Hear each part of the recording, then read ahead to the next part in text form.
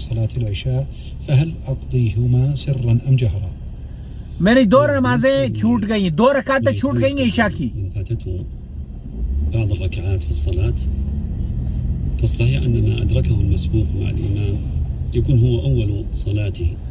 تو آپ سائل پوچھ رہا ہے کہ میری عشاء کی نمازیں چھوٹ گئی ہیں، اب میں جب انہیں لوٹاؤں گا امام کے سلام پھیرنے کے بعد تو کیا جہری نماز پڑھوں گا، کیونکہ جہری نماز ہوتی ہے اور میری دو رکعت نماز جہری چھوٹ گئی ہے. تو شیخ فرما رہے ہیں کہ اللہ کے رسول صلی اللہ علیہ وسلم نے فرمایا ہے فما فاتکم فاتموا، تو جو آپ کو مل گئی ہے نماز وہ آپ کی دراصل پہلی رکعتیں، دو رکعتیں آپ کو مل گئی ہیں. تو آپ کو امام کے علاوہ جب آپ سلام پھیر لیں آپ کو وہ نہیں کرنا ہے، جہری نماز نہیں پڑھنی ہے، کیونکہ وہ آپ کی پہلی نمازیں تو ہو چکی ہیں. آپ کو بعد میں خاموشی سے نماز پڑھنی ہے، دو رکعت نماز، دو رکعت. مستمعة تقول في سؤالها أضع الحناء على طهارة فإذا انتقض وضوئي فهل يكفي أن أمسح على الشعر أم يجب غسله؟ میں مہندی لگاتا ہوں.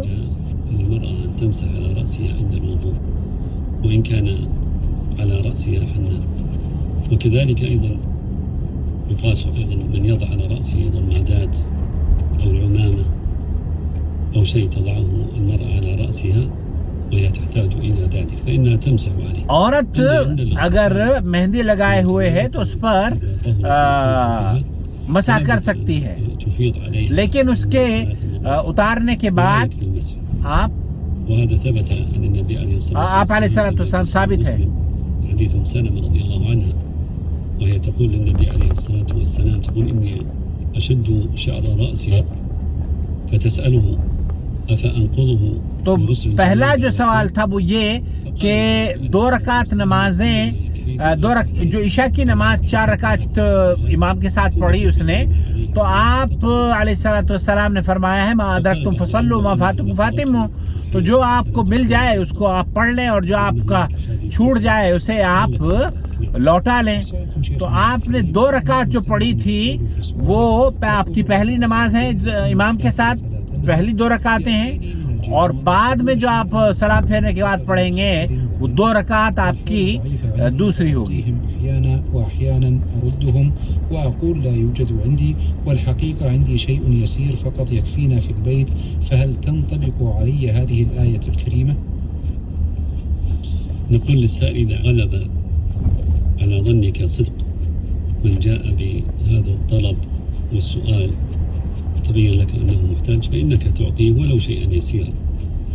أما إذا لم يكن عندك ما يكفيك وكان ما سأله قليل بالنسبة لما عندك فعليك أن تعتذر منه وبين له أن الطعام قليل وبين له بالرفق وباللين. وأما یہاں پوچھا جا رہا ہے کہ وَأَمَّا السَّائِلَ فَلَا تَنْهَرْ، ایک آدمی آتا ہے اپنی حاجت طلب کرنے کے لیے، تو آپ نے اللہ کے رسول صلی اللہ علیہ وسلم نے منع فرمایا ہے کہ ان کے ساتھ بدسلوکی کی جائے اور انہیں حسب ضرورت اگر آپ کے پاس تھوڑا بہت بھی مال ہو تو دے دینا چاہیے، تھوڑی بہت اس کی ضرورت پوری کر دیجیے. لیکن یہ ان لوگوں کے لیے ہے دوستوں جو کہ فقیر ہیں، محتاج ہیں. ہمارے یہاں بہت سارے لوگ تو فیشن بن گیا ہے کہ وہ بھیک مانگنا ان کا پروفیشن ہے.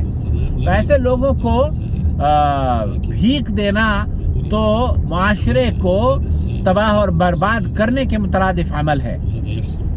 وہ لوگ جو کہ خاص طور پر ٹانگیں موڑ کے بیٹھ جاتے ہیں، اپاہج نہیں ہوتے اور اپاہج بننے کا ڈھونگ رکھتے ہیں، اور یہ سلسلہ بہت تیزی سے بڑھتا جا رہا ہے، پھیلتا جا رہا ہے.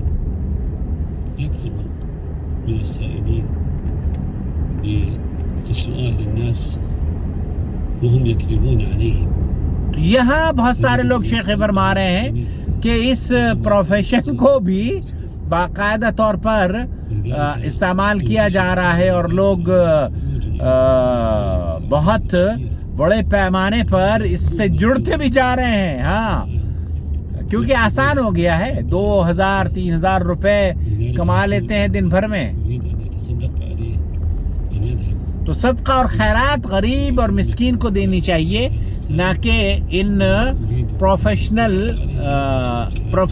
لوگوں کو. التي خصصتها الدولة لاستقبال الصدقات. اور خاص طور پر سعودی عرب میں آپ کو ایسے ادارے بھی بنائے ہیں جہاں پر آپ اپنے صدقات اور خیرات کو جمع کر سکتے ہیں, جن کا کام یہ ہے کہ وہ